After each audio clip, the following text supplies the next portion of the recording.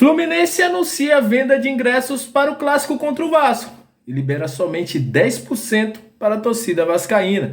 Vamos falar também sobre Carabarral e Matheus Carvalho, as camisas que eles vão vestir. O Carabarral falou muito da torcida do Vasco, se encantou. Vamos trazer informações sobre Palácios, próximo de bater sua meta e deixar o Vasco. E também vamos falar sobre o Bahia. Assisti o Bahia hoje e vou trazer para vocês aí uma análise do que eu achei do próximo adversário do Vasco. Eu tenho acompanhado o Bahia, estou na Bahia. Vou trazer essa informação aqui para vocês. Isso e muito mais a partir de agora no nosso Comentário Vascaíno. Sobe a vinheta.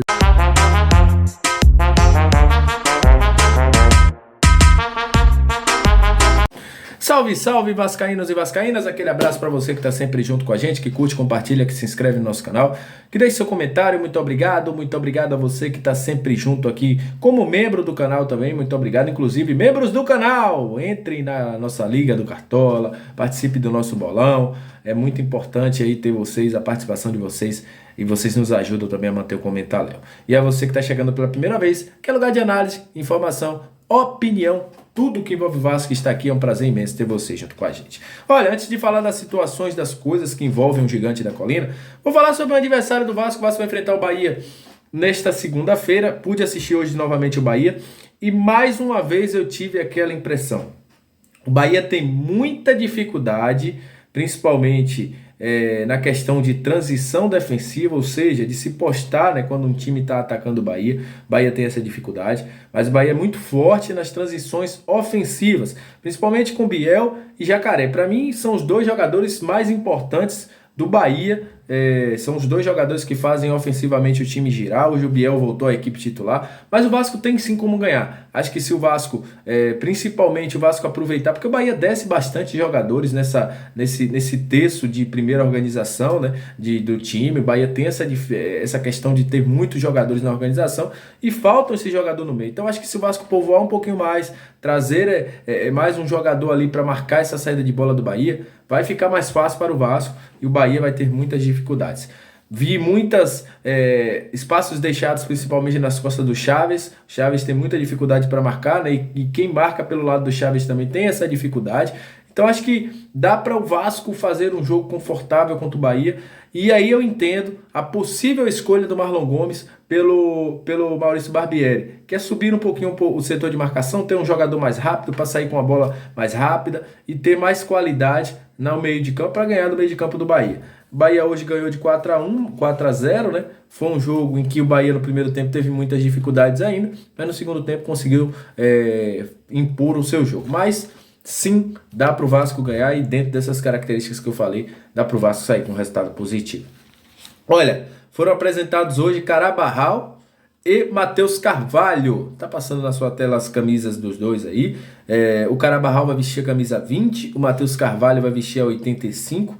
Carabarral exaltou bastante a torcida vascaína, falou que sentia uma loucura pela torcida do Vasco, que a torcida do Vasco é maravilhosa, disse que tinha conversas aí também com o Guianzu sobre como era a torcida do Vasco, e ele foi até o Maracanã no último domingo, viu isso, e está muito ansioso para jogar pelo Vasco. Matheus Carvalho falou que é muito fã de dois jogadores que estão no Vasco, o Andrei, para ele é uma referência, e o próprio Jair, para ele são duas referências nesse time do Vasco também, mas se mostrou um pouquinho nervoso, normal de um jogador que até pouco tempo estava jogando no Sub-20 do time do Vitor Ferraz e agora está no Vasco da Gama, normal esse nervosismo para dar entrevista, né? Mas os dois falaram aí, foram apresentados pelo Paulo Brax. Falando sobre isso, sobre jogadores, Palácios, hoje saiu uma matéria do GE, e é confirmado, gente, o Palácio está próximo de bater uma meta que foi definida pelo Vasco no ato do empréstimo do jogador ao Colo-Colo. O jogador vinha tendo jogos ruins, não gostou que ficou no banco, mas nas últimas 3 partidas, Palácios tem desabrochado, fez 3 gols, fez gol de pênalti, La Roya, como ele é chamado lá, foi muito festejado pelos torcedores, tem quase aí batendo a sua meta e pode sair do Vasco nos próximos decorrer aí, no decorrer do ano, né? Até porque o Vasco tem essa cláusula com o Colo-Colo, ele está emprestado até dezembro, provavelmente ficará lá, já que, segundo informações de bastidores, a meta está próxima a ser batida. Palácios que teve esses problemas lá, mas nos últimos 3 jogos se afirmou, está sendo um grande destaque da equipe do Colo-Colo. Só desejo sucesso a ele. Acho que é um menino que merece, mas tem que colocar a cabeça no lugar, né, cara? Se ele tiver a cabeça no lugar, ele é um grande jogador. Mas já mostrou que tem essas oscilações de humor e tudo mais. Tem que ser tratado? Tem. Mas não conseguiu se adaptar no Brasil, nem no Vasco, nem no Inter.